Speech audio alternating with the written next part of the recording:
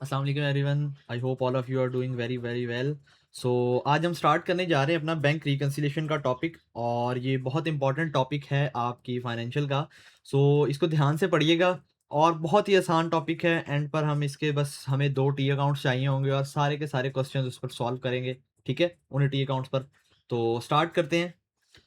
अच्छा, bank reconciliation statement होता क्या है? पहले तो इस बात को समझे कि बैंक रिकन्सिलिएशन स्टेटमेंट होता क्या है। देखो, हर कंपनी का ना एक बैंक अकाउंट होता है। अब उस बैंक अकाउंट को एक तो बैंक मैनेज कर रहा होता है अपने पास। बैंक के पास आपका बैंक अकाउंट है, बैंक आपके अकाउंट्स की ट्रांजैक्शन इन आउट सब देख रहा है, ठीक है। दूसरा ये होता है कि कंपनी खुद भी चाहती है कि मेरे पास भी रिकॉर्ड्स पड़े हों, मेरे बैंक के मेरे पास भी रिकॉर्ड्स पड़े हों, ठीक है।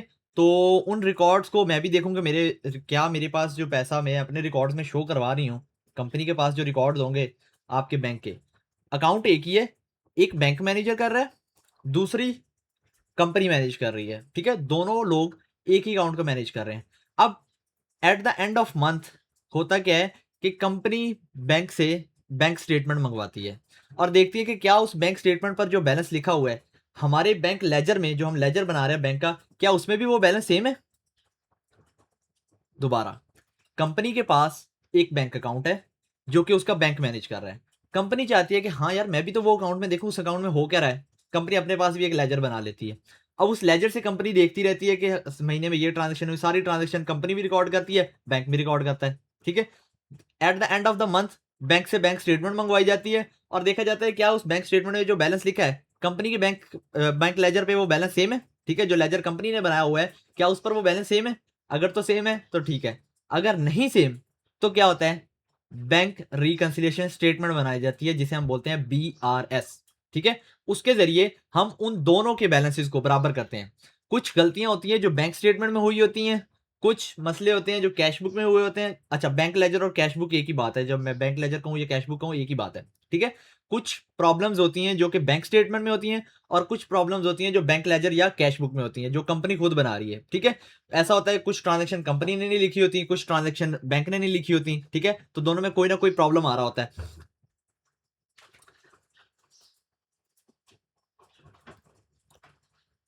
अच्छा, रीडिंग करते हैं।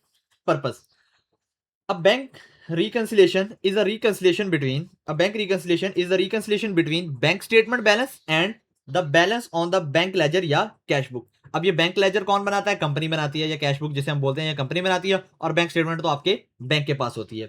The bank balance reported in the business financial record should accurately reflect the amount of cash in the bank account. जो बिजनेस के पास, जो बिजनेस ने अपने पास लेजर बनाया हुआ है, उसमें वो अमाउंट आपके बैंक में जो अमाउंट पड़ी है उसके साथ मैच होनी चाहिए, ठीक है, इनलाइन होनी चाहिए। The bank keep the records of transaction in और आउट। बैंक अपने पास रिकॉर्ड रखता है जो ट्रांजेक्शन जो करता है, जो आती हैं जो जाती हैं, ठीक है। Of the business bank account, जो बिजनेस का बैंक अकाउंट है, उसकी information on these transaction is send to business through a bank statement. At the end of month क्या होता है, बैंक स्टेटमेंट के जरिए जो बिजनेस है उसको बैंक एक बैंक स्टेटमेंट देता है कि आपके ट्रांजेक्शन, आपके पूरे महीने में ये ट्रांजेक्शन हुई है, और can be assess through the internet banking system, या आप इंटरनेट के थ्रू उसको असेस कर सकते हो, उसको देख सकते हो, ठीक है। दोनों तरीके होते हैं। आपके पास आजकल ऐप्स आ गई हैं, ऐप से आप बैंक स्टेटमेंट डाउनलोड कर लेते हो, उसको अपने कैश बुक के साथ मैच कर लेते हो, ठीक है। तो जो प्रॉब्लम्स होती हैं उसको फिर एडजस्ट कर लिया जाता है। अच्छा जी, the balance on the bank statement may different from the balance in the bank ledger. यही तो प्रॉब्लम है, बीआरएस बन क्यों रहा है? इसी वजह से बन रहा है कि आपके बैंक का बैलेंस आपने जो लेजर बनाया हुआ है उसके साथ मैच नहीं कर रहा। In such cases a bank reconciliation is prepare to highlight the difference and calculate the correct balance. इस मामले पर फिर हम क्या करते हैं, हम बीआरएस बनाते हैं, बैंक रिकंसिलिएशन स्टेटमेंट बनाते हैं, और इस बैंक रिकंसिलिएशन स्टेटमेंट के थ्रू आपकी जो गलतियां होती हैं, जो प्रॉब्लम्स होती हैं, जो बैलेंस में डिफरेंस आ रहा है उसको ठीक किया जाता है, ठीक है। और हमारा मकसद क्या होता है कि बैंक का बैलेंस, बैंक में जो बैलेंस शो हो रहा है और जो हमारे पास लेजर शो हो रहा है, इन दोनों के बैलेंस को बराबर करना है, ठीक है। बैंक रिकंसिलिएशन स्टेटमेंट का मकसद सिर्फ यही है कि बैंक का बैलेंस और लेजर का बैलेंस दोनों को बराबर करना है। अब आपके पास bank ledger and bank statement दो चीजें हैं।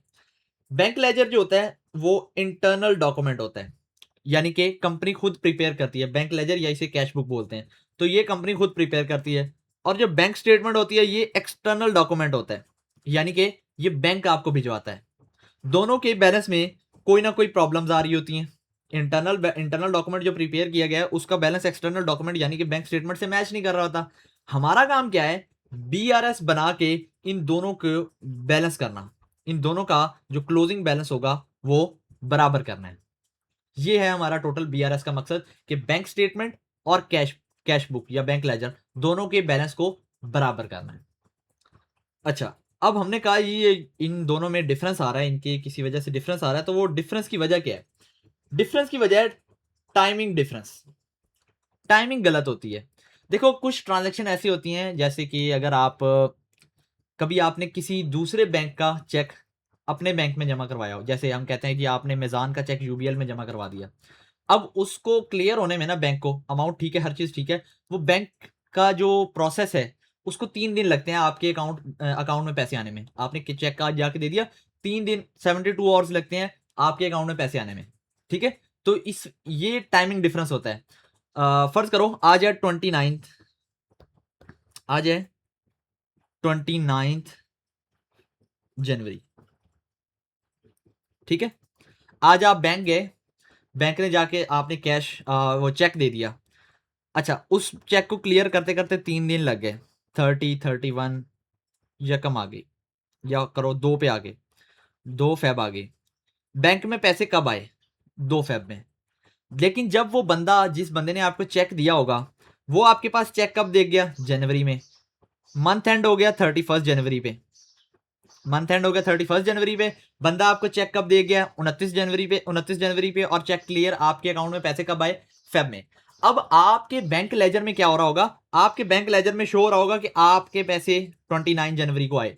जैसे जैसे ही बंदा आपको पैसे चेक दे के गया है, आपने फौरन अपनी कैश बुक में लिख लिया होगा। ठीक है, लेकिन अभी तक वो चेक बैंक नहीं गया। जैसे आप बैंक गए, बैंक को क्लियर होने में 3 दिन लगे, बैंक में क्लियर हुआ, यानी कि बैंक में अमाउंट आई फेब में। अब प्रॉब्लम क्या है? आपके लेजर में शो हो रहा है कि 29 को पैसे आए हैं, आपके बैंक में शो हो रहा है कि आपके 2 फेब को पैसे आए हैं। ठीक है, इस डिफरेंस को हमें क्लियर करना है। इसी को कहते हैं टाइमिंग डिफरेंस, कि बैंक में जो अमाउंट होती है या चेकबुक में कोई जो अमाउंट, कैश बुक में जो अमाउंट होती है, वो बराबर तो होती है, वो ठीक होती है, लेकिन उसमें मसला ये होता है कि कोई पहले रिकॉर्ड हुई होती है, कोई बाद में रिकॉर्ड हुई है। बस इन्हीं एडजस्टमेंट को हमें ठीक करना है। तो पढ़ते हैं। A timing difference in the bank reconciliation statement arises when a transaction is recorded at different time in the cash book and the bank statement. Different time पे रिकॉर्ड होगा ना, कैश बुक में आपके रिकॉर्ड हुआ 29 को, bank में record हुआ होगा, बैंक में रिकॉर्ड शो होगा 2 को पैसे आए हैं। ठीक है, तो ये टाइमिंग डिफरेंस होता है। It means both transaction, both records are correct, record correct है, the difference is only due to timing of recording. मसला किस में आ रहा है? कि टाइमिंग ऑफ रिकॉर्डिंग में मसला आ रहा है कि टाइम कभी यहां पर पहले हो जाती है ट्रांजेक्शन, कभी बैंक में पहले ट्रांजेक्शन हो जाती है। तो इन दोनों को इनलाइन करना है हमें। वाई इट अकर्स, ये टाइमिंग डिफरेंस क्यों आ रहा है? The business record the transaction when it happen. Business ने तभी ट्रांजेक्शन रिकॉर्ड कर ली होती है, जैसी ट्रांजेक्शन होती है बिजनेस उसी टाइम रिकॉर्ड कर लेता है। जैसे ये चेक आया, चेक उसी टाइम बिजनेस ने रिकॉर्ड कर लिया, हालांकि अभी बैंक नहीं गया, वो बैंक शायद 4 दिन बाद, हफ्ते बाद गया हो, बट बिजनेस ने उसी टाइम रिकॉर्ड कर लिया। और द बैंक में रिकॉर्डेड फ्यू डेज लेटर। अब चेक बिजनेस ने 29 को रिकॉर्ड कर लिया है, बैंक रिकॉर्ड उसको कर रहा है 2 फेब को, क्योंकि बैंक में तो पैसे ही 2 फेब को आए हैं। तो यही है जी आपका टाइमिंग डिफरेंस। इसी टाइमिंग डिफरेंस को खत्म करके हमें इन क्लोजिंग बैलेंसेस को बराबर करना है। ठीक है जी। अच्छा, अब हम कुछ आइटम्स ऐसी पढ़ेंगे। हमारे पास 2 चीजें होती हैं, एक आपके पास होता है कैश बुक, एक आपके पास होती है कैश बुक जिसे हम बोलते हैं बैंक लेजर, और दूसरी होती है आपके पास बैंक स्टेटमेंट। अब बीआरएस बनाने का तरीका क्या है? आपको इस तरह 2 अकाउंट्स बना लेने हैं, एक बैंक लेजर अकाउंट और एक बैंक स्टेटमेंट अकाउंट। ठीक है जी। अब इन दोनों में एडजस्टमेंट्स करनी है। अब एक बात याद रखो, बैंक हमेशा आपसे उल्टा सोचता है, बैंक हमेशा आपसे उल्टा सोचता है। जैसे आप कहते हो कि आपके पास पैसे आए, आप डेबिट कर लोगे कैश, आपके पास कैश आया, आप डेबिट कर लोगे 1000 रुपए मेरे पास आ गया। बट बैंक क्या उसे रिकॉर्ड करता है? बैंक रिकॉर्ड करता है जी कैश क्रेडिट 1000 रुपए। क्यों? ऐसा क्यों है? बैंक उल्टा क्यों सोचता है? याद करो थोड़ा सा, आपके पास बैंक अकाउंट होगा, किस हर बंदे के पास आजकल बैंक अकाउंट है। तो आपको जब भी पैसे आते हैं तो मैसेज क्या आता है? Your account has been credited, your account has been credit. क्योंकि बैंक उसको रिकॉर्ड करता है एज अ लाइबिलिटी, बैंक अपने ऊपर एक लाइबिलिटी रिकॉर्ड करता है कि मैंने आपके पैसे देने हैं। ठीक है, बैंक अपने आप पर एक लायबिलिटी रिकॉर्ड करता है। जब भी आपके बैंक में पैसे आते हैं ना, तो बैंक क्या करता है, your account has been credited, आपके अकाउंट में पैसे आ गए तो क्रेडिट हुए। हालांकि आप तो उसको नॉर्मली तो आप उसको ट्रीट यही करते हो ना, आप डेबिट करते हो पैसे जब भी आपके पास आते हैं, ठीक है, लेकिन बैंक उसको क्या करता है, क्रेडिट करता है। इसी तरह अगर आपने बैंक से लिया हो ओवरड्राफ्ट, अगर फर्ज करो आपने बैंक से लिया हुआ है ओवरड्राफ्ट, तो ओवरड्राफ्ट में क्या होगा, आपका क्रेडिट क्रेडिट बैलेंस जो होगा ओवरड्राफ्ट में, आप लिखोगे कैश मेरे पास जो क्रेडिट बैलेंस पड़ा है 1000 रुपए का। हालांकि बैंक क्या शो कर रहा होगा, बैंक शो कर रहा होगा 1000 रुपए का जी debit balance. Overdraft balance, bank और कैश बुक और बैंक लेजर दोनों एक दूसरे के उलट सोचते हैं, ठीक है। अगर आप कैश बुक में सोचते हो कि आपके अकाउंट में पैसे आए हैं तो आप डेबिट करते हो कैश बुक में, लेकिन बैंक उसको क्रेडिट करता है। इसी तरह अगर आपके अकाउंट में बैलेंस नहीं है, आपके अकाउंट में बैलेंस नेगेटिव जा रहा है, बिजनेस के पास ओवरड्राफ्ट लिमिट होती है ना, तो आपका बैलेंस नेगेटिव जा रहा है, तो बैंक में शो हो रहा होगा कि आपका बैलेंस डेबिट बैलेंस है, जबकि कैश बुक में शो हो रहा होगा क्रेडिट बैलेंस है, ठीक है। बस आपने ये सोचना है, जो हम कैश बुक में सोचते हैं बैंक हमसे उल्टा सोचता है, ठीक है। तो चीजें पढ़ते हैं। अब गलतियां क्या होंगी, बैंक लेजर में कुछ प्रॉब्लम्स होंगी, कुछ बैंक स्टेटमेंट में प्रॉब्लम्स होंगी, उन प्रॉब्लम्स को पढ़ते हैं, देन फिर काफी सारे सवाल करेंगे, तो आई होप सो ये क्लियर हो जाएगा आपको बिल्कुल। अच्छा जी, items that are present in cash book but not in the bank statement, ऐसी चीजें जो कि कैश बुक में तो हैं, एक मिनट,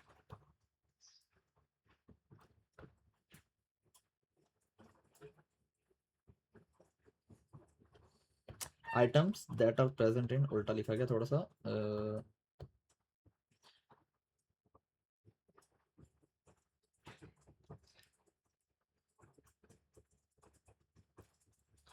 ऐसी चीजें, आइटम्स दैट आर प्रेजेंट इन,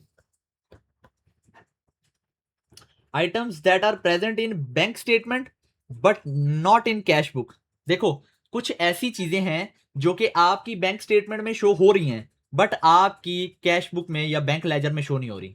ऐसी चीजें जो कि आपकी बैंक स्टेटमेंट में शो हो रही हैं, ये आई हुई हैं, ये हुई हैं, ये ट्रांजेक्शन हुई हैं, बट वो कैश बुक में शो नहीं हो रही। अब इसकी एडजस्टमेंट कहां पे होगी, बैंक में या कैश बुक में? सर कैश बुक में। बैंक में या कैश बुक में? कैश बुक में। क्यों?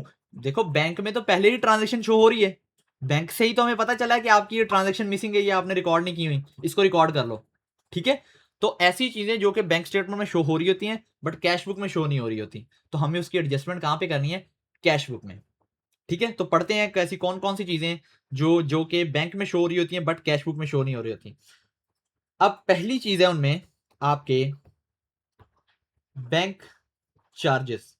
देखो, बिजनेस के पास हजारों करोड़ों की ट्रांजैक्शन हो रही होती हैं, तो ये 10 20 30 रुपए की, 2 रुपए की, 3 रुपए की जो कैश बुक एटीएम से चार्जेस लगते हैं, या क्या कहते हैं आपके कोई ट्रांजैक्शन फीस लगती है, जैसे 50,000 से ट्रांसफर ज्यादा करें तो उस पर फीस लगती है 1 रुपए 1000 के हिसाब से। तो इस तरह की छोटी छोटी transaction bank record business record नहीं करता, लेकिन इसको बैंक रिकॉर्ड कर रहा होता है। बैंक में ये बैंक चार्जेस के नेम से शो हो रहे होते हैं। इसमें कौन सी चीजें नॉर्मली आती है, मंथली एसएमएस चार्जेस आ गए, आपके एटीएम फीस आ गई, या ईयर एंड चार्जेस आ गए। तो ये छोटी छोटी ट्रांजेक्शन जहां पर लाखों करोड़ों की ट्रांजेक्शन होती है, वहां पे 1000 2000 की ट्रांजेक्शन जो वो बिजनेस रिकॉर्ड नहीं कर रहा होता, ठीक है। और बिजनेस को मोस्टली पता भी नहीं होता ये बैंक एसएमएस चार्जेस कब कट रहे हैं, मोस्टली नॉर्मली फर्स्ट को कटते हैं, 5 को, 3 को, तो ये इसका पता नहीं होता, तो इस वजह से इसकी रिकॉर्डिंग ही नहीं की जाती। और जब ये बैंक स्टेटमेंट आती है तो इसकी एडजस्टमेंट कर ली जाती है, ठीक है। तो बैंक चार्जेस कहां पर एडजस्ट होते हैं, आपकी कैश बुक में।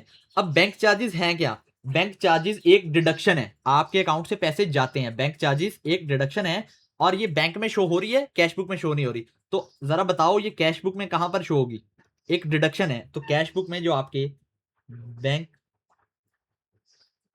चार्जेस आपके क्रेडिट साइड पर शो होंगे, बैंक चार्जेस आपकी क्रेडिट साइड पे शो होंगे, ठीक है जी। क्योंकि ये बैंक स्टेटमेंट में आपकी डिडक्शन शो होती है, तो हमें कैश बुक में भी डिडक्शन दिखानी है। अच्छा, बैंक में ये डिडक्शन कहाँ पे हुई होगी, डेबिट साइड पे, बट लेकिन हमारा वो मैटर नहीं है, हमें सिर्फ देखना है कि बैंक लेजर में कौन कौन सी चीजें आएंगी, ठीक है। फिलहाल हम ये देख रहे हैं, पहली चीज होगी बैंक चार्जेस, दूसरी होती है स्टैंडिंग ऑर्डर।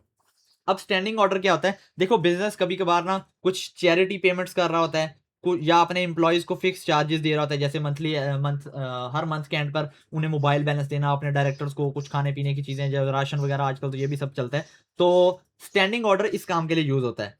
अब स्टैंडिंग ऑर्डर में होता क्या है कि बिजनेस अपने बैंक को बताता है कि भाई हर महीने आपने मेरे बिहाफ पर इतनी चैरिटी करनी है, इस तारीख को इतनी चैरिटी कर देनी है, या हर महीने जैसे ही फर्स्ट यकम तारीख होगी, आपने यकम तारीख को क्या करना है, हर एम्प्लॉय, मेरे जितने भी एम्प्लॉयज के बैंक अकाउंट आपके पास खुले हुए हैं, सबके अकाउंट में आपने पैसे डाल देने हैं, ठीक है, इतने इतने पैसे डाल देने हैं, और ये उनके एसएमएस या मोबाइल चार्जेस होंगे, ठीक है। तो स्टैंडिंग ऑर्डर में क्या होता है, फिक्स अमाउंट और फिक्स टाइमिंग। आपके पास अमाउंट और टाइम दोनों फिक्स होते हैं, आपके पास स्टैंडिंग ऑर्डर्स में आपके पास अमाउंट और टाइम दोनों फिक्स होते हैं, ठीक है जी। देन आता है आपके पास डायरेक्ट डेबिट। अब ये डायरेक्ट डेबिट क्या है, देखो ये भी एक किस्म का आपके पास, जिस तरह आपके पास स्टैंडिंग ऑर्डर्स होते हैं, इसी तरह आपके पास एक डायरेक्ट डेबिट भी होता है। ऑलमोस्ट काम इसका भी सेम यही है, बट ये डायरेक्ट डेबिट्स नॉर्मली जो यूज होते हैं ये सप्लायर पेमेंट्स के लिए यूज होते हैं। देखो आपके पास कोई परमानेंट सप्लायर होता है, आपका कंपनी के पास कोई ना कोई उसके पास परमानेंट उसका सप्लायर है। अब परमानेंट सप्लायर है तो उसके साथ आपके बहुत लंबे अरसे से ताल्लुकात चलते आ रहे हैं, तब आपको उसके ऊपर ट्रस्ट है, ठीक है। आप अपने बैंक में जाते हो और कहते हो कि यार, ये आप उसका कोई निशानी दे देते हो कि अगर ये बंदा आए ना, ठीक है, तो इस बंदे को ये जब भी आए ये कोड बताएगा, इस तरह का कोई सीन होगा, कोड बताएगा और आपने इसको पैसे दे देने हैं, ठीक है। इस पॉइंट पर आपके जो स्टैंडिंग ऑर्डर्स डायरेक्ट डेबिट होते हैं, इसमें अमाउंट वेरिएबल होती है, फिक्स भी हो सकती है, बट नॉर्मली वेरिएबल होती है, और टाइम भी वेरिएबल होता है, क्योंकि आप बैंक को बताते नहीं हो कि ये बंदा कब आएगा, आप बैंक को सिर्फ इंस्ट्रक्शन दे देते हो कि ये बंदा जब भी आएगा ना आपने इसको पैसे दे देने हैं। तो ये जो स्टैंडिंग ऑर्डर्स हैं ये भी आपकी पेमेंट है, ये डायरेक्ट डेबिट है ये भी आपकी पेमेंट्स है, ये भी आपका खर्चा है। तो ये पेमेंट्स आपके अकाउंट से कटती हैं, तो अगर ये बैंक में शो हो रही होती हैं तो हमें इसको एडजस्ट दूसरी साइड पे एडजस्ट करना है बैंक लेजर में। तो ये इसको क्या बोलते हैं, स्टैंडिंग ऑर्डर। ये भी क्रेडिट हो जाएगा आपकी कैश बुक में से, और डायरेक्ट डेबिट ये भी आपकी बुक्स में से क्रेडिट हो जाएगा, ठीक है, क्योंकि ये सारी चीजें बैंक में शो हो रही हैं तो इसकी एडजस्टमेंट हमें कैश बुक में करनी है, बैंक में तो शो हो ही रही है पहले। अच्छा, देन आपके पास आती है डिसऑनर चेक रिसीव, या जिसे आप कहते हो bounce cheque, dishonour cheque received. अब डिसऑनर चेक रिसीव क्या होता है, देखो फर्स्ट बिजनेस सेल्स कर रहा होता है तो कुछ कस्टमर्स को उधार पर हम सेल करते हैं, और जब वो कस्टमर जब हमें आके पेमेंट करते हैं, वो कस्टमर जब हमें आके पेमेंट करते हैं वो हमें चेक दे जाते हैं। अब मुझे वो चेक दे गया, मैंने क्या किया, मैं उसको बैंक लेके गया, बट उसी दिन नहीं 2 दिन के बाद मैं बैंक लेके गया, ठीक है, मैंने बैंक में जाके जमा करवा दिया। बैंक से कॉल आ गई 1 दिन के बाद कि भाई आपका चेक बाउंस हो गया, आप ये जो चेक दे के गए हो ये पैसे इस अकाउंट में है नहीं, या इस पर सिग्नेचर गलत हुए या डेट गलत लिखी, कुछ भी मसला हो गया, ठीक है, आपका चेक बाउंस हो गया। कस्टमर आया, कस्टमर ने आपको आके चेक दिया, आपने क्या किया होगा, आपने फौरन अपनी कैश बुक में एंट्री कर ली होगी कि पैसे आ गए, ठीक है, आपने कैश बुक में डेबिट कर लिया होगा पैसे आ गए, ठीक है। लेकिन जब आप बैंक लेके गए तो बैंक से चेक बाउंस होकर वापस आ गया। अब आप क्या करोगे, वो चेक कस्टमर को वापस कर दोगे कि भाई इस अकाउंट में पैसे नहीं है, पैसे कहीं और से लेके आ, ठीक है, इस अकाउंट में पैसे नहीं है तेरे, या इसमें ये मसला है, ये क्लियर करवाओ। अब डिसऑनर चेक रिसीव का हमने करना क्या है, जब कस्टमर ने आपको आके चेक दिया, जब कस्टमर ने आपको आके चेक दिया तो उस टाइम क्या था, आपने अपनी कैश बुक में डेबिट एंट्री कर ली होगी कि मेरे पास पैसे आ गए, लेकिन वो एक्चुअल में बैंक में तो पैसे गए नहीं, ठीक है। तो अब वो चेक भी हमने वापस कर दिया है, तो उसका क्या करें, हम अब उस एंट्री को रिमूव करेंगे। रिमूव किस तरह करेंगे, हम उसको क्रेडिट कर देंगे, डिसऑनर चेक रिसीव को हम अपनी बुक्स में से क्रेडिट कर देंगे। तो आओ, डिसऑनर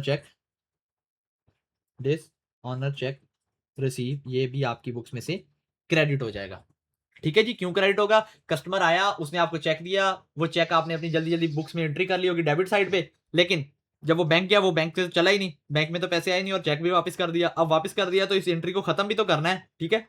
तो बिजनेस में एंट्री खत्म करने का एक तरीका क्या होता है, उसके उलट एंट्री कर दो, डेबिट साइड पे एंट्री हुई थी क्रेडिट साइड पे एंट्री कर दो, ठीक है। डिसऑनर चेक रिसीव आप क्रेडिट कर दोगे अपने, इस वजह से डिसऑनर चेक रिसीव को क्रेडिट किया जाता है। देन आपके पास आते हैं जी डिसऑनर चेक इशूड। ये भी इसी तरह का सीन है, थोड़ा सीन समझना क्या हुआ है। देखो जैसे कस्टमर हमसे उधार लेके जाता है, हम भी अपने सप्लायर से उधार ले रहे होते हैं। तो मैं गया अपने सप्लायर के पास, जब मुझे उसको पैसे देने हैं तो मैंने उसको चेक दे दिया। बिजनेस गया सप्लायर के पास, सप्लायर को जाके चेक दे दिया, सप्लायर ने क्या किया, चेक बैंक में भेज दिया। अच्छा, अब देखो जैसे ही बिजनेस ने सप्लायर को चेक दिया, बिजनेस ने क्या किया होगा, अपनी बुक्स में ना पैसे क्रेडिट कर दिए, कैश बुक में से पैसे निकाल दिए होंगे। ठीक है, कैश बुक में से पैसे निकाल दिए होंगे फौरन, जैसे ही हमने अभी पढ़ा ना कि बिजनेस तब ट्रांजेक्शन रिकॉर्ड करता है जैसे होती है। ठीक है, तो जैसे ही ट्रांजेक्शन, जैसे ही आपने चेक लिखा और सप्लायर को भिजवाया, ठीक है, आपने अपनी बुक्स में से पैसे निकाल दिए होंगे, क्रेडिट कर दिए होंगे। लेकिन जब वो सप्लायर के पास गया, सप्लायर 2 दिन के बाद बैंक गया, बैंक से उसने जाके बैंक में डिपॉजिट करवा दिया, तो सप्लायर को कॉल आई, 2 दिन के बाद सप्लायर को कॉल आ गई कि भाई ये जो चेक दे के गए हो, ये चेक सही नहीं है, इसमें सिग्नेचर नहीं है, पैसे नहीं है, या ऐसा कोई सीन है। ठीक है, सप्लायर ने हमें कॉल की और एक लानत भेजी अच्छी वाली कि भाई एक तो उधार सामान ले गए, ऊपर से पैसे भी नहीं देके गए टाइम पे, जो देके गए वो चले ही नहीं है। ठीक है, तो डिसऑनर चेक रिसीव का सीन क्या होता है कि आप सप्लायर को पैसे देते हो, जैसे ही पैसे दिया, कैश बुक से एंट्री खत्म कर दिया, आपने क्रेडिट कर दिया होगा, पैसे क्रेडिट कर दिए। ठीक है, लेकिन आपके बैंक अकाउंट से पैसे नहीं कटे, आपके पास वो चेक वापस आ गया। अब उस एंट्री को खत्म करना है, तो आपने पहले उस एंट्री को क्या हुआ, क्रेडिट किया हुआ था, तो अब उसको खत्म करना है, तो उसको क्या कर देंगे, डेबिट कर देंगे। और कहां पर डेबिट करेंगे, बैंक लेजर में। तो डिसऑनर चेक इशूड, ये आपके बैंक में डेबिट हो जाते हैं, क्योंकि आपके अकाउंट से पैसे कटे नहीं है। ठीक है, जब फर्स्ट टाइम ट्रांजेक्शन हुई थी तो आपने इसको क्रेडिट किया था, लेकिन वो एक्चुअल में तो हुआ ही नहीं, चेक बाउंस हो गया, चेक वापस आ गया, तो इसको आप डेबिट कर देते हो। तो जी यही चीजें हैं टोटल जो आपके बैंक में आती हैं। ठीक है, आपके बैंक लेजर में आती हैं। आप क्या करते हो, इसके बाद अकाउंट क्लोज कर देते हो। ठीक है जी, और ये यहां पर जो आपके पास बैलेंस बचता है, वो डेबिट भी हो सकता है, क्रेडिट भी हो सकता है। ठीक है, तो ये आपका एडजस्टेड बैलेंस होता है। क्यों एडजस्टेड बैलेंस होता है, सिर्फ 5 मिनट रुकना, जैसे हम ये समझेंगे आपको पता चल जाएगा ये एडजस्टेड बैलेंस क्यों है। आइटम्स, अब वो चीजें पड़ती हैं, यहां पर भी गलती हुई है। Items that are present in cash book but not in bank statement. ठीक है, ऐसी चीजें जो कि आपकी चेक बुक में शो हो रही हैं, आप सॉरी कैश बुक में शो हो रही हैं, बट वो आपके बैंक में शो नहीं हो रही। उनमें सबसे पहली जो कॉमन चीज आती है उसे हम बोलते हैं अनप्रेजेंटेड चेक्स। अनप्रेजेंटेड चेक्स, ये आपके कैश बुक में तो आपकी एंट्री हुई हुई है, बट बैंक में इसकी एंट्री नहीं हुई। अब क्यों नहीं हुआ ऐसा, देखो इसमें भी थोड़ी सी स्टोरी है, थोड़ी स्टोरी सुनना। आप जाते हो, बिजनेस जाता है, चेक अपने सप्लायर को देता है। बिजनेस गया जी 30 जून को सप्लायर के पास, सप्लायर किसी वजह से नहीं जा सका बैंक। ठीक है, अब बिजनेस ने जैसे ही सप्लायर को ये चेक दिया, उसने 30 जून को रिकॉर्ड कर लिया होगा कि पैसे चले गए मेरे अकाउंट से। बट एक्चुअल में क्या हुआ कि जो आपका सप्लायर है वो 3-4 दिन के बाद 4 जुलाई को गया है बैंक। आपने उसको चेक कब दिया, 30 जून को, एंट्री कर ली होगी 30 जून को कैश बुक में, बट बैंक में वो एंट्री कब शो हो रही है, 4 जुलाई में, और उसने 4 जुलाई के जाके कैश करवा लिया। अब मसला क्या है, मसला ये है कि 30 जून को आपने एंट्री की हुई है कि आपके अकाउंट में कैश बुक में शो हो रहा है कि 30 जून को पैसे गए हैं, हालांकि सप्लायर के अकाउंट में कब शो हो रहा होगा, और जो आपके बैंक स्टेटमेंट में कहाँ शो हो रहा होगा, वो शो हो रहा होगा कि 4 जुलाई को गए हैं। अब हमें क्या करना है, हमें इस 4 जुलाई वाली ट्रांजेक्शन को खत्म करके वापस 30 जून में लेके आना है। ठीक है, अब देखो जो आपके अनप्रेजेंटेड चेक्स होते हैं, ये डिडक्शन होती है। अनप्रेजेंटेड चेक्स डिडक्शन होती है, तो बैंक में जब भी पैसे कटते हैं तो क्या होता है, पैसे डेबिट होते हैं, क्योंकि बैंक हमसे उल्टा सोचता है। तो अनप्रेजेंटेड चेक ये आपके डेबिट होते हैं, क्योंकि डेबिट होने का मतलब पैसे कटते हैं बैंक से। ठीक है, दूसरी चीज अनक्रेडिटेड लॉजमेंट्स। अनक्रेडिटेड लॉजमेंट्स, इसको बोलते हैं डिपॉजिट नॉट क्रेडिट, इसका दोनों का मतलब एक ही होता है, डिपॉजिट नॉट क्रेडिट या अनक्रेडिटेड लॉजमेंट्स। अब अनक्रेडिटेड लॉजमेंट्स क्या है, कस्टमर आया, कस्टमर ने आके हमें चेक दे दिया, 30 जून को कस्टमर ने चेक दे दिया, हमने क्या किया, हमने उसी टाइम रिकॉर्ड कर लिया 30 जून में कि भाई 30 जून को पैसे आ गए कंपनी में। लेकिन हम किसी वजह से बैंक नहीं जा सके, 3-4 दिन डिले हो गए, तो 4 जुलाई को बैंक गए और कैश करवा लिया। अब हुआ क्या, कैश बुक में शो हो रहा है कि 30 जून को एंट्री हुई है, पैसे आ गए हैं, जबकि बैंक में शो हो रहा है कि 4 जुलाई को पैसे आए हैं। कैश बुक में शो हो रहा है कि 30 जून को पैसे आए हैं, जबकि बैंक में शो हो रहा है कि 4 जुलाई को पैसे आए हैं। तो हमें इस 4 जुलाई में जो पैसे आए हैं इसको खत्म करके 30 जून में वापस लेके आना है, इस महीने की ट्रांजेक्शन में वापस लेके आना है। तो ये आपके जो अनक्रेडिटेड लॉजमेंट्स होते हैं, इसका मतलब होता है आपके पास पैसे आए हैं, तो बैंक में जब भी पैसे आते हैं तो अनक्रेडिटेड लॉजमेंट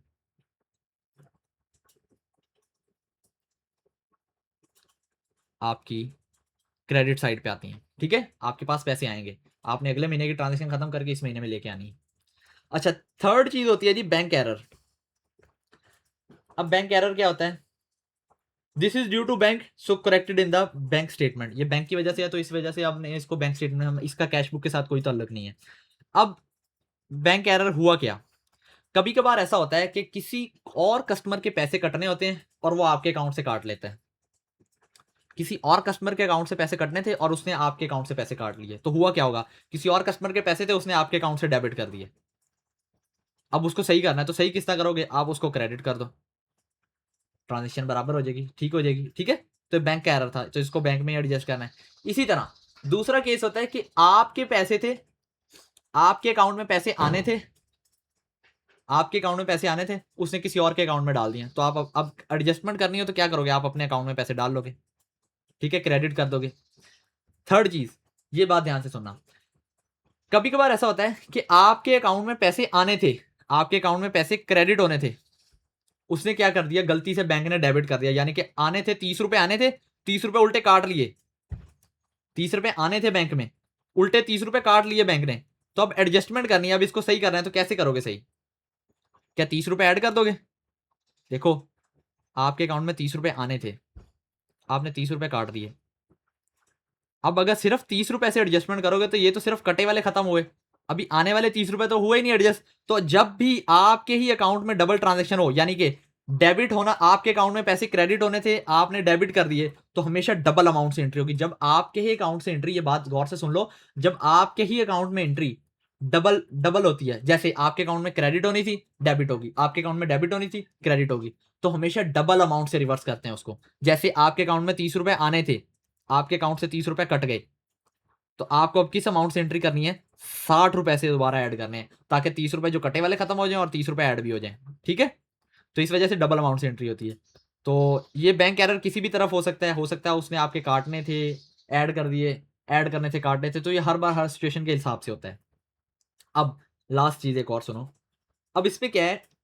ओपनिंग बैलेंस। अब बैंक का जो ओपनिंग बैलेंस है, अगर तो बैंक लेजर में जो ओपनिंग बैलेंस होता है, अगर तो पॉजिटिव बैलेंस पड़ा हो तो उसे हम बोलते हैं डेबिट बैलेंस। और इसी तरह अगर बैंक स्टेटमेंट में पॉजिटिव बैलेंस पड़ा हो तो उसे हम बोलते हैं, यानी कि आपके अकाउंट में पैसे पड़े हो तो उसको बोलते हैं क्रेडिट बैलेंस, आपके अकाउंट में बैलेंस क्रेडिट शो हो रहा है, ठीक है, पैसे हैं अकाउंट में। इसी तरह अगर ओवरड्राफ्ट बैलेंस हो, अगर हो ओवरड्राफ्ट, तो ओवरड्राफ्ट अगर बैंक लेजर में ओवरड्राफ्ट हो तो उसको क्रेडिट कहते हैं, अगर बैंक स्टेटमेंट में ओवरड्राफ्ट हो तो उसको बोलते हैं डेबिट। ठीक है जी, एंड ऑफ द मंथ क्या होता है? आप इस अकाउंट को क्लोज कर देते हो। अब लास्ट चीज, इसका बैलेंस आ जाता है आपके पास। अब एक बात याद रखनी है, हमने पहले ही बात की थी कि आपके बीआरएस का मकसद क्या होगा, कि आपके बैंक स्टेटमेंट का बैलेंस और बैंक लेजर का बैलेंस दोनों बराबर होने चाहिए। तो इसका जो क्लोजिंग बैलेंस होगा बैंक स्टेटमेंट का, वो इस बैंक लेजर के बराबर होगा, यानी कि यहां पर अगर -1000 रुपए पड़े हुए हैं तो यहां पर भी -1000 ही आ रहा होगा बैलेंस। अगर यहां पर +2000 का बैलेंस आ रहा है क्लोजिंग बैलेंस, तो यहां पर भी +2000 का ही क्लोजिंग बैलेंस आ रहा होगा। ठीक है, अब हम काफी सारे सवाल करेंगे तो ये आपको बहुत अच्छे से क्लियर हो जाएगा। हम 4 सिनेरियो पढ़ेंगे, वो 4 सिनेरियो से बाहर आपको पेपर नहीं आएगा। ठीक है, 4 सिनेरियो अगर आपको समझ आ गए, उसके हम सवाल भी करेंगे साथ साथ, तो बहुत अच्छे से आपको ये क्लियर हो जाएगा ये टॉपिक। और ये बहुत ईजी टॉपिक है अगर आप इसको समझ के कर लो तो। पहला सिनेरियो, अब देखो एक बात सुनो, जब आपके पास जो बैंक स्टेटमेंट आती है वो कब आती है? मंथ एंड के ऊपर। आपके पास बैंक स्टेटमेंट कब आती है? मंथ एंड के ऊपर। ठीक है, तो वो आपका बैलेंस शो करा रही होती है, आपका क्लोजिंग बैलेंस ये है, आपका बैलेंस ये है, दोनों में डिफरेंस आ रहा है, तो अब उसको ठीक करना है। तो जो क्लोजिंग बैलेंस होगा उसको हम यही एज्यूम करते हैं आपके बीआरएस बनाते वक्त कि ये ओपनिंग बैलेंस है। ठीक है, जैसे फर्ज करो उसने कहा इस बैंक का क्लोजिंग बैलेंस 1000 रुपए था, तो हम उसको क्या एज्यूम करके चलेंगे कि बैंक का अब एडजस्टमेंट करने लगे हैं, तो ओपनिंग बैलेंस 1000 रुपए, उसमें ये वाली सारी एडजस्टमेंट करेंगे तो आपके पास क्लोजिंग बैलेंस निकल आएगा। ठीक है, तो एक बात याद रखो, जो सवाल में जो बैलेंस दिया होगा वो आपका अनएडजस्टेड बैलेंस होगा। ठीक है, उसने बताया होगा अनएडजस्टेड बैलेंस, करेक्ट बैलेंस होगा तब भी बताया होगा, अनएडजस्टेड बैलेंस होगा तो तब भी बताया होगा। आपको बैंक लेजर के या कैश बुक के अनएडजस्टेड बैलेंस से आपको कैश बुक के एडजस्टेड बैलेंस पर जाना है। पहला सिनेरियो होता है कि आपको बैंक लेजर के या कैश बुक के अनएडजस्टेड बैलेंस से एडजस्टेड बैलेंस की तरफ जाना है। ठीक है, तो आओ देखते हैं, इसके 3-4 सवाल करते हैं, समझ आ जाएगी कैसे होता है। पहला सवाल,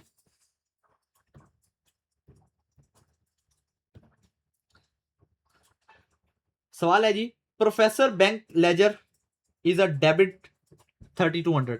प्रोफेसर का बैंक लेजर शो कर रहा है कि डेबिट बैलेंस है उसके पास 3200, which was not matching with the bank statement, जो कि बैंक स्टेटमेंट के साथ मैच नहीं कर रहा। फॉलोइंग आइटम्स आर फाउंड, कुछ ये चीजें मिली हैं। बैंक चार्जेस मिले हैं 700 के, that are not recorded in the bank ledger, जो कि बैंक लेजर में रिकॉर्डेड नहीं है। डायरेक्ट डेबिट है 300, जो कि रिकॉर्डेड नहीं है। अनप्रेजेंटेड चेक्स हैं 450 के। अनक्रेडिटेड लॉजमेंट्स है 100 रुपीज की। डिसऑनर चेक रिसीव है, डिसऑनर चेक रिसीव है 320 के।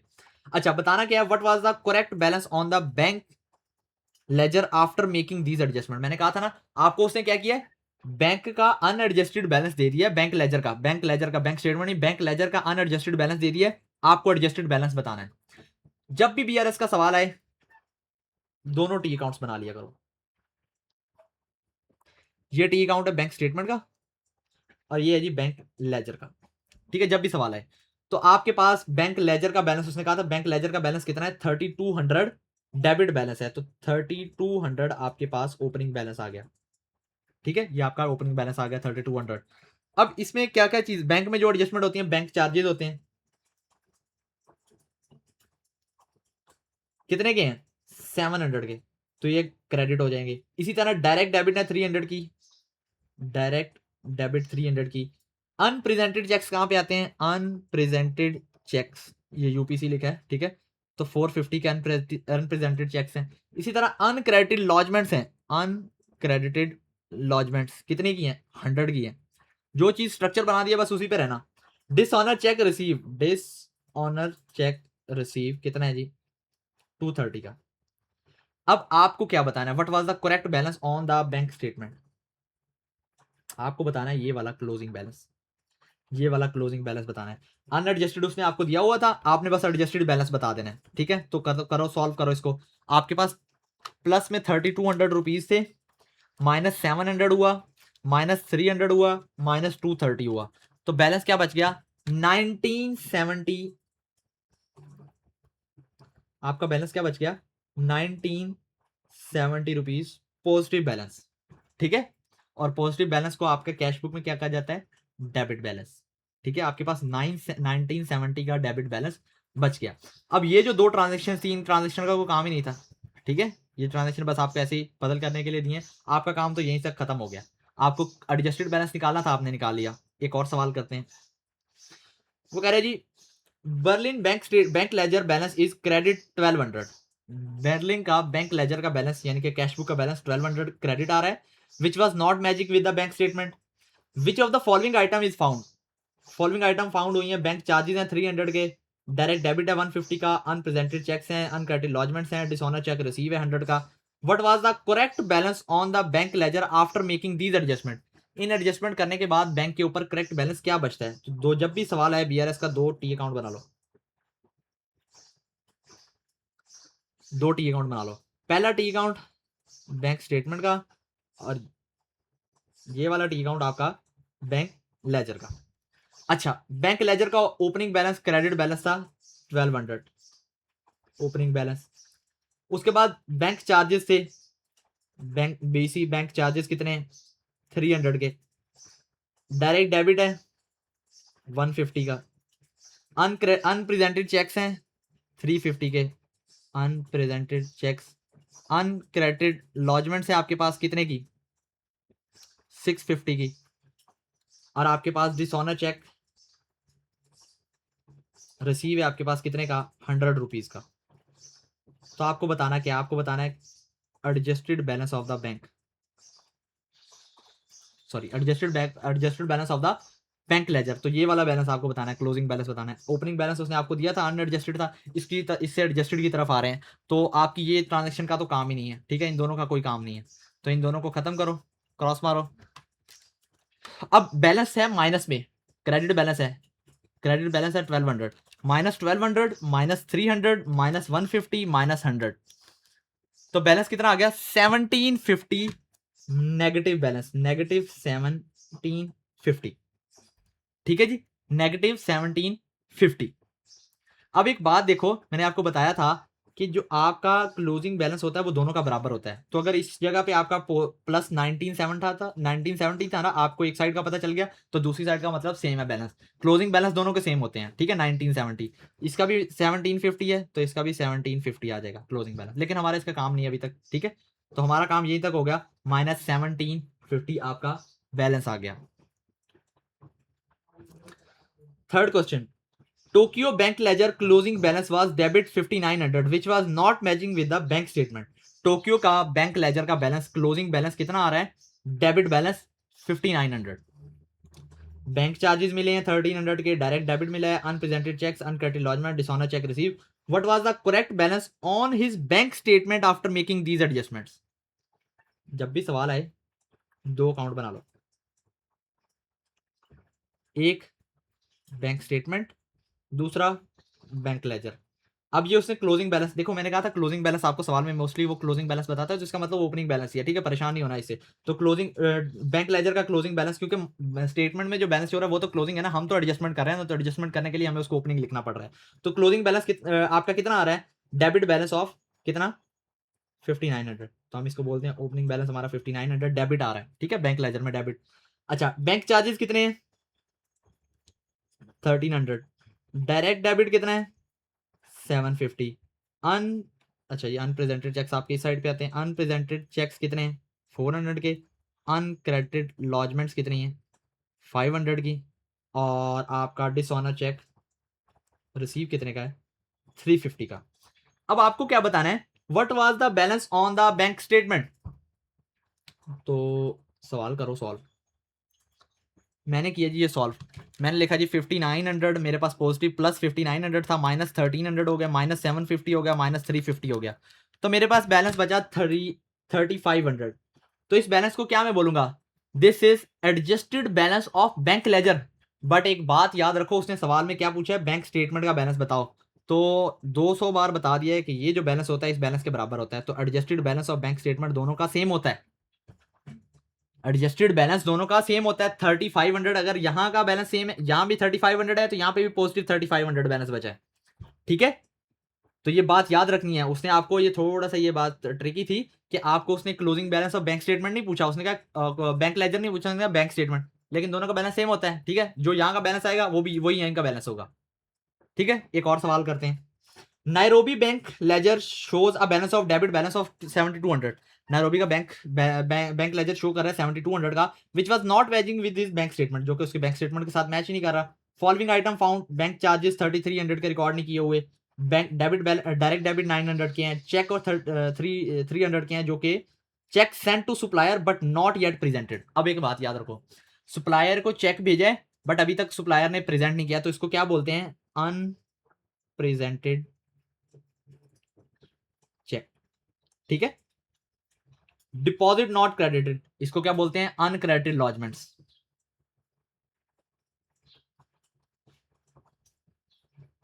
अनक्रेडिटेड लॉजमेंट्स 800 की है। डिसऑनर चेक इशूड, अब ये डिसऑनर चेक इशूड है, नॉट रिसीव्ड है, 1250 का है। What was the correct balance on the bank statement after making these adjustment? जब भी सवाल आए ना बैंक लेजर का, दो अकाउंट खोल लो, ये बैंक स्टेटमेंट का है, ये बैंक लेजर है, ठीक है।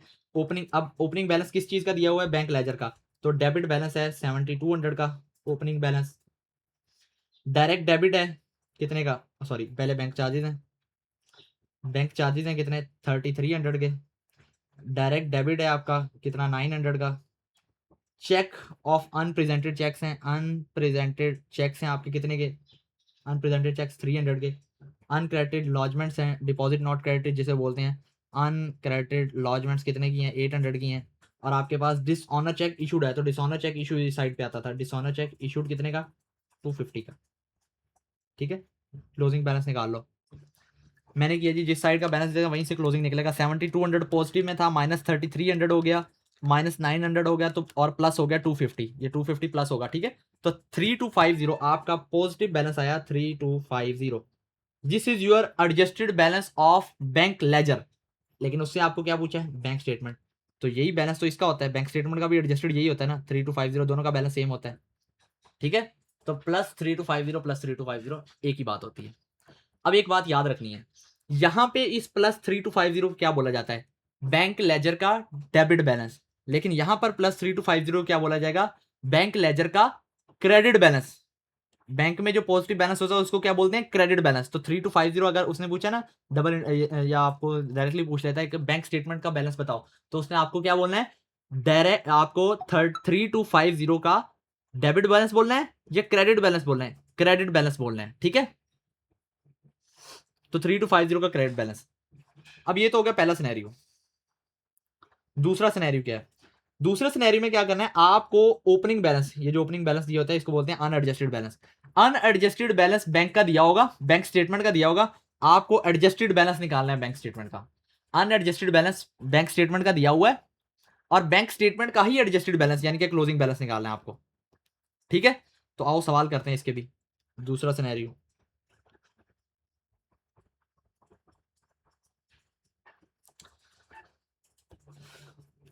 कुल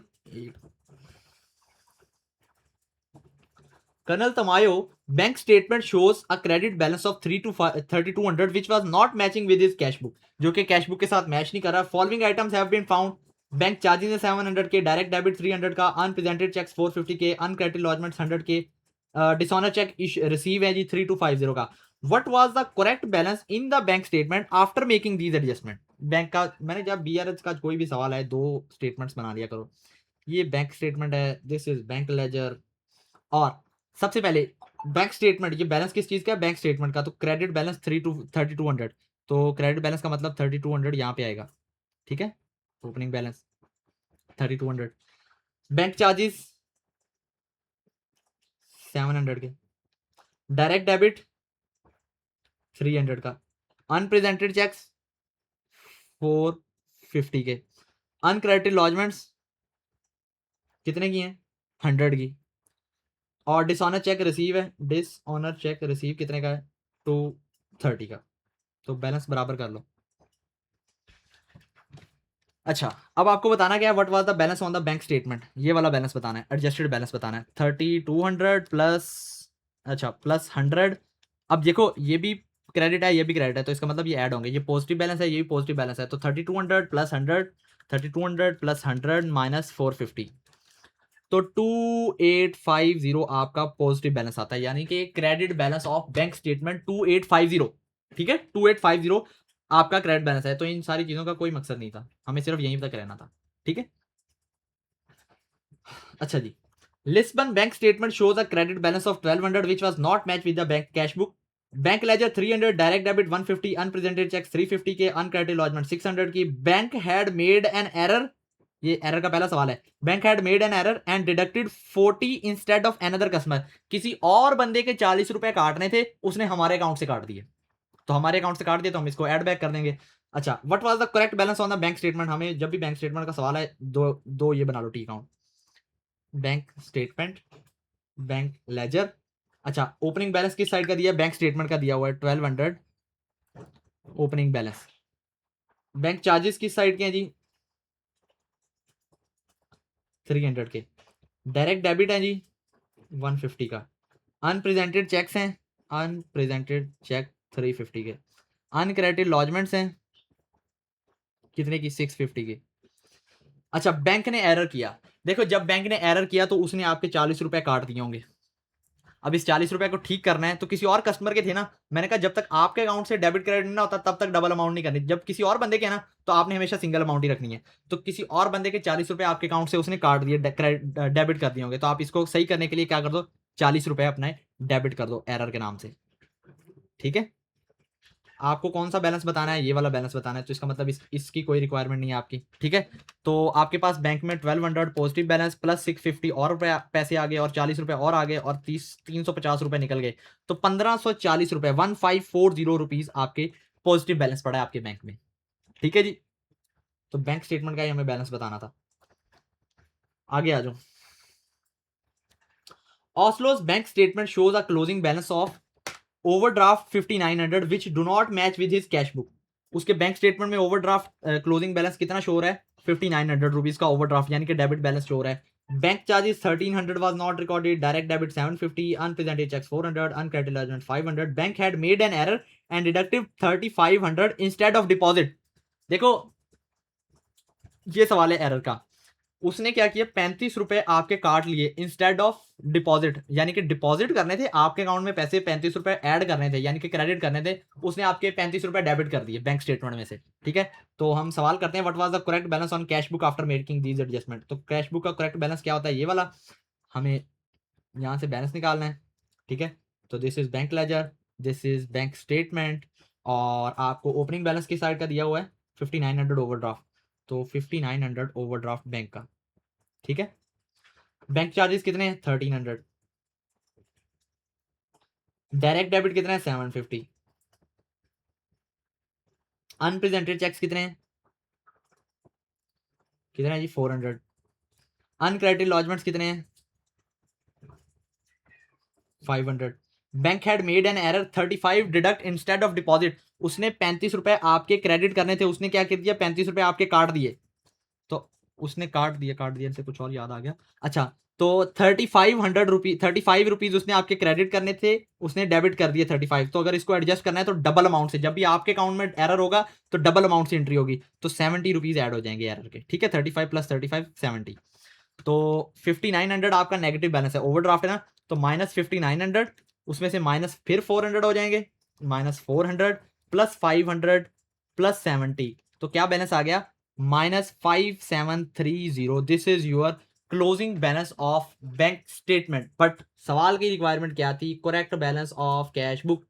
तो जो बैलेंस बैंक स्टेटमेंट का होता है यही तो कैश बुक का बैलेंस होता है, तो कैश बुक में भी -5730 शो हो रहा होगा, -5730 बैलेंस शो हो रहा होगा। क्वेश्चन नंबर 8 करते हैं। प्लेयरमोस bank statement closing balance was debit 7200 which was not matching with his bank ledger, जो कि उसके बैंक लेजर के साथ मैच नहीं कर रहा। Bank charges of 300 was not recorded, कुछ आइटम्स मिली हैं उनमें बैंक चार्जेस हैं, डायरेक्ट डेबिट है 900 का जो कि रिकॉर्ड नहीं किया हुआ, cheque of 300 sent to supplier but not presented, unpresented cheques हैं ये, deposit not credited 800, uncredited lodgements हैं ये जी। Bank has accidentally credit 35 instead of debit, bank ने 35 रुपए आपके अकाउंट में क्रेडिट कर दिए इंस्टेड ऑफ डेबिट, यानी कि 35 रुपए आपके अकाउंट में डाल दिए इंस्टेड ऑफ क्रेडिट, आपने अकाउंट से काटने थे 35 रुपए, उल्टे आपके अकाउंट में डाल दिए 35 रुपए, 35 रुपीज आपके अकाउंट में ऐड कर दिए इंस्टेड ऑफ डेबिटिंग, काटने की बजाय। तो what was the correct balance on bank statement after making this adjustment. तो बैंक लेजर का कोई भी सवाल है, bank statement, bank ledger, opening balance के साइड का दिया है 7200, तो डेबिट बैलेंस आप देखना बैंक स्टेटमेंट का डेबिट बैलेंस, तो इसको कहते हैं ओवरड्राफ्ट बैलेंस, तो ओपनिंग बैलेंस। अच्छा, बैंक चार्जेस कितने हैं 3300, डायरेक्ट डेबिट कितना है 900, चेक सेंट अनप्रेजेंटेड चेक्स कितने हैं 300 के, और अनक्रेडिटेड लॉजमेंट्स 800 की, एंड बैंक। अच्छा ये देखो, अब इस एरर को किस तरह एडजस्ट करेंगे, bank has accidentally credit 3500 instead of debit, उसने आपके अकाउंट से 35 रुपए काटने थे, उसने आपके अकाउंट से में 35 रुपए ऐड कर दिए। जब आपके ही अकाउंट से डबल एंट्री हो तो हमेशा उसको सही करने के लिए क्या करना पड़ता है, आपके अकाउंट में एरर हो तो उसको डबल अमाउंट से सही करते हैं, तो 70 रुपीज आप क्रेडिट कर दोगे। 70 से क्या होगा, पहले तो ये 35 जो ऐड हुए हैं ये कटेंगे, और फिर 35 नेगेटिव में बैलेंस चला जाएगा। ठीक है, तो बराबर कर लो जी, यही चीजें थी हमारे पास। अब करेक्ट बैलेंस किस चीज का बताना है, बैंक स्टेटमेंट का, ये वाला बैलेंस ही बताना है। तो 7200 ओवरड्राफ्ट है, तो -7200 -300 -70, ये इसके साथ माइनस ना लगाओ बाद में कंफ्यूज हो जाएगी। अच्छा, -70 प्लस 800, तो 6770 आपका नेगेटिव बैलेंस आ रहा है। ठीक है, 6770 आपका नेगेटिव बैलेंस आ रहा है। अगर इसी को एडजस्ट करना हो तो अगर मैं कहूँ अगर आपको कैश बुक का बैलेंस बताओ तो यही बैलेंस 6770 आपका बैंक लेजर का बैलेंस होगा। ठीक है,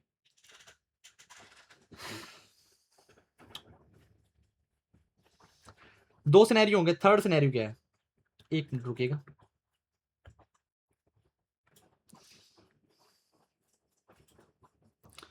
अच्छा, दो सिनेरियो हमने कर लिए हैं, थर्ड सिनेरियो आ जाओ। थर्ड सिनेरियो में क्या है, अनएडजस्टेड बैंक लेजर से अनएडजस्टेड बैंक स्टेटमेंट की तरफ जाना है।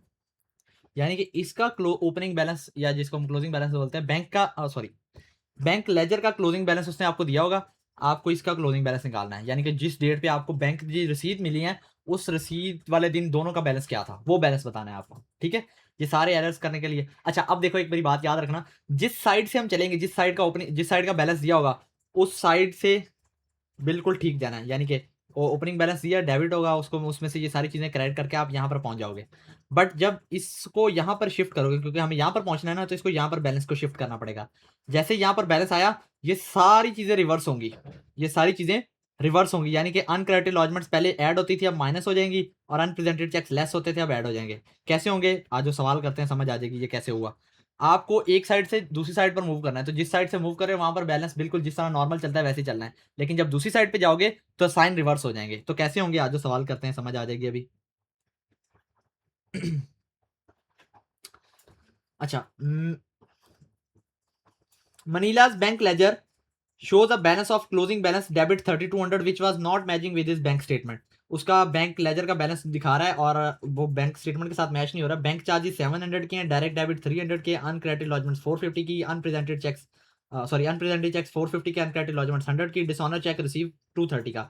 What was the balance on the bank statement. अब देखो जहां पर उसने कोई नहीं लिखा क्लोजिंग बैलेंस है एडजस्टेड बैलेंस है, जहां पर ना लिखा हो ना एडजस्टेड बैलेंस या क्लोजिंग बैलेंस, एडजस्टेड बैलेंस बताना है या क्लोजिंग बैलेंस बताना है, उसका मतलब क्लोजिंग बैलेंस यानी कि बैंक स्टेटमेंट का ओपनिंग बैलेंस ही आपको बताना होगा। कैसे, दोनों स्टेटमेंट्स बनाओ, अभी समझ आ जाती है कैसे हुआ, ठीक है। This is bank statement and this is bank ledger. तो आपको बैंक लेजर का बैलेंस दिया हुआ है, तो ओपनिंग बैलेंस कितना है 3200 डेबिट बैलेंस है, तो 3200 बैंक का तो सेम ही होता है ना। Debit balance, bank ledger, bank charges 700, direct debit कितना है 300, अनप्रेजेंटेड चेक्स, सारा डाटा लिख लेना पहले, अनप्रेजेंटेड चेक्स 450 के, अनक्रेडिटेड लॉजमेंट्स 100 की, और डिसऑनर चेक रिसीव 230 का। और bank what was the balance on the bank statement, यानी कि अब यहाँ पे या तो यहाँ पे बैलेंस आ रहा होगा या यहाँ पे बैलेंस आ रहा होगा। डेबिट बैलेंस आपके पास बैंक में अगर पैसे पड़े हुए तो क्रेडिट साइड पे आ रहे होंगे, ना पड़े हुए तो डेबिट साइड पे आ रहे होंगे। अब हमें किस साइड का बैलेंस दिया हुआ बैंक लेजर से, हमने कहाँ पे जाना है बैंक स्टेटमेंट में, what was the balance on the bank statement. तो इसका मतलब बैंक स्टेटमेंट का क्लोजिंग बैलेंस ऊपर वाला बताना है, ठीक है। तो unadjusted balance of the bank statement बताना है। अब बैंक लेजर का ओपनिंग बैलेंस कितना दिया है 3200, 3200 नॉर्मल चलते हैं, 3200 बैलेंस पड़ा हुआ है, -700 -300 -230 कितना आ गया 1970। 1970 यहां से आए ना सेम, बिल्कुल कोई प्रॉब्लम नहीं हुई, साइन सेम से 3200 में से ये सारी चीजें वैसे माइनस ही होती हैं, ठीक है। तो 1970 आ गया। अब इस 1970 को बैलेंस को यहां पर शिफ्ट करो, 1970 बैलेंस आ गया आपके पास, पॉजिटिव बैलेंस पड़ा हुआ है। अब नॉर्मली क्या होता है कि आपके पास ओपनिंग बैलेंस पड़ा होता है, अब इसमें ये ऐड होते हैं और ये लेस होते हैं, तो आपके पास आपका क्लोजिंग बैलेंस आ जाता है। बट जब हम क्लोजिंग से ओपनिंग की तरफ मूव कर रहे हैं, रिवर्स जा रहे हैं, तो रिवर्स वर्किंग में क्या होगा, अनक्रेडिटेड लॉजमेंट्स लेस हो जाएंगी, अनप्रेजेंटेड चेक्स ऐड हो जाएंगे।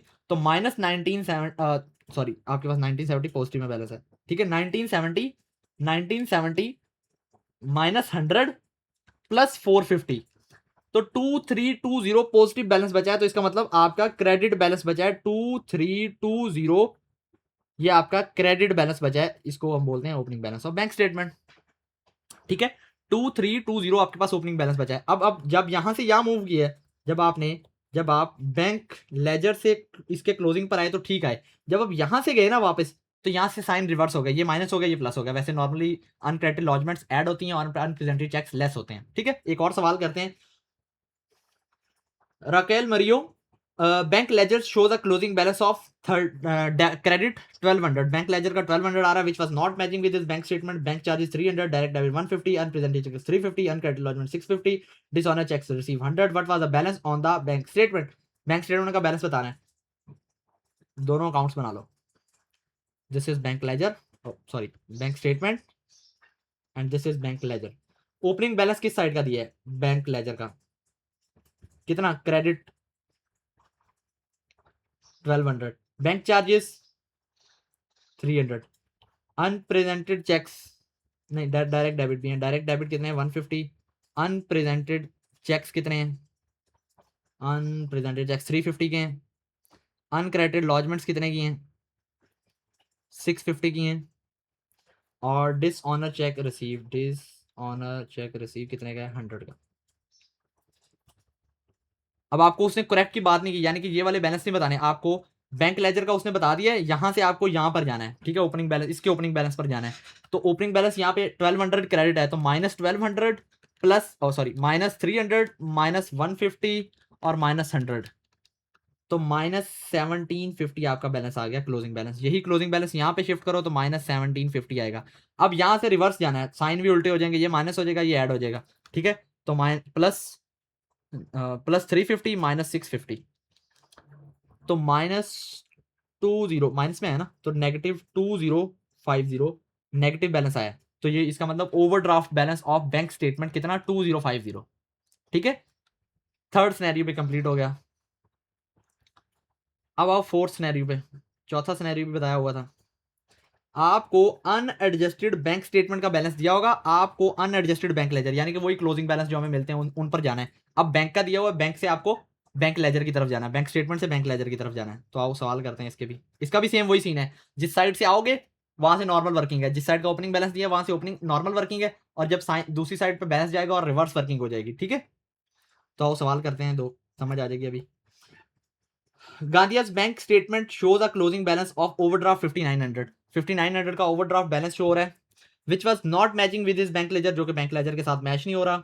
अब ये बैंक स्टेटमेंट का बैलेंस दिया हुआ है, bank charges 1300, direct debit 750, unpresented cheque 400, uncut ledger 500, dishonour cheque issue. What was the balance on bank ledger, bank ledger का बैलेंस बताना है। तो जब भी बैंक स्टेटमेंट का सवाल आता है इस तरह आ जाओ, this is your bank statement, this is your bank ledger, और ओपनिंग बैलेंस किस साइड का दिया हुआ है, ओवरड्राफ्ट 5900, तो 5900 डेबिट बैलेंस ओवरड्राफ्ट, ठीक है। बैंक चार्जेस कितने के हैं, 1300 के, डायरेक्ट डेबिट कितना है 750 का, अनप्रेजेंटेड चेक्स कितने के हैं, where is unpresented cheques 400, uncredited lodgements 500, dishonour cheque issued कितने हैं 350, ठीक है। बराबर कर लो, सारी चीजें लिख ली। अब बताना क्या है, what was the balance on the bank statement, correct balance नहीं बताया, इसका मतलब ओपनिंग बैलेंस ही बताना होगा, या वो डेबिट साइड पे होगा या वो क्रेडिट साइड पे होगा। तो देखते हैं किस साइड का आता है बैलेंस। तो जिस साइड का ओपनिंग दिया वहीं से मूव करते होते हैं हमेशा, बैंक स्टेटमेंट से बैंक लेजर की तरफ जाना है, ठीक है। तो 5900 -5900 ओवरड्राफ्ट बैलेंस है ना, -400 +500, तो -5800। अब यही बैलेंस उठा के यहाँ पे ले जाएं, तो यही -5800 यहाँ पे आ जाएगा। अब यहाँ से आपको रिवर्स जाना है, उल्टी कर देना साइन, यानी कि ये नेगेटिव होते हैं ना नॉर्मली, ये भी ऐड हो जाएगा, ये भी ऐड हो जाएगा, और ये लेस हो जाएगा, ठीक है, साइन उल्टे हो जाएंगे। तो +750 +1300 -350, तो 4100 नेगेटिव बैलेंस, तो 4100 ओवरड्राफ्ट बैलेंस आ जाएगा, ठीक है। 4100 आपका ओवरड्राफ्ट बैलेंस आ जाएगा। तो आंसर क्या है, 4100 overdraft balance of bank ledger. Arturo Roman bank statement closing balance was debit 7200, which was not matching with the bank ledger. Following items found: bank charges 3300k, 900k direct debit, check of 300 sent to supplier but not presented, unpresented check, deposit not credited 800k, uncredited lodgements. Bank has accidentally credit 35 instead of debit. उसने आपके account में पैसे डाल दिए instead of निकालने के, 35 निकालने थे, उसने आपके 35 डाल दिए। तो एडजस्ट करेंगे हम, what was the balance on the bank statement on that date, उसी डेट पे जिस दिन आपको क्लोजिंग बैलेंस मिला उस दिन बैंक का बैलेंस क्या था। तो एडजस्टेड नहीं बताना, इसका मतलब आपको ओपनिंग बैलेंस ही बताना है, बैंक स्टेटमेंट, बैंक लेजर। अच्छा, ओपनिंग किस साइड का दिया हुआ है, बैंक स्टेटमेंट का, तो दिस इज 7200 डेबिट बैलेंस, तो 7200 opening balance, bank charges 3300, direct debit 900, cheque unpresented cheques कितने के हैं 300 के, अनक्रेडिटेड लॉजमेंट्स कितने की हैं 800 की। बैंक हैज एक्सीडेंटली, अब देखो bank has accidentally credit 3500 instead of debit, debit करना था क्रेडिट कर दिया, तो अब उसको डबल अमाउंट से डेबिट कर दो 70, ठीक है, सही करना है ना, तो डबल अमाउंट से। अब जिस साइड का बैलेंस दिया वहीं से मूव करेंगे, दूसरी साइड से तो मूव कर नहीं सकते, तो यहाँ से यहाँ जाएंगे, फिर यहाँ से वापस जाएंगे, तो जब वापस जाएंगे तो साइन रिवर्स हो जाएंगे, ठीक है। तो -7200 -300 -70 +800, तो -67 -6,770 यही बैलेंस उठा के यहाँ पे ले जाएंगे क्योंकि दोनों बैलेंस सेम होते हैं, -6,770। अब यहाँ से रिवर्स जाना है तो साइन उल्टे हो जाएंगे, तो ये भी माइनस होता है, ये भी माइनस होता है, तो ये ऐड हो जाएगा, ये भी ऐड हो जाएगा। +900 +3300, तो फिर भी 2570 नेगेटिव ही बैलेंस आ रहा है, -2570 नेगेटिव बैलेंस आ रहा है, तो क्रेडिट साइड पे आएगा। ठीक है जी, तो this is your complete BRS। काफ़ी सारे सवाल हमने कर लिए, आई होप सो अच्छे से समझ आ गया होगा। अब आपने इसकी किट प्रैक्टिस करनी है, और जब आप किट प्रैक्टिस खुद से करेंगे तो ये आपको बिल्कुल क्रिस्टल क्लियर हो जाएगा। ठीक है जी, मिलते हैं जी नेक्स्ट क्लास में।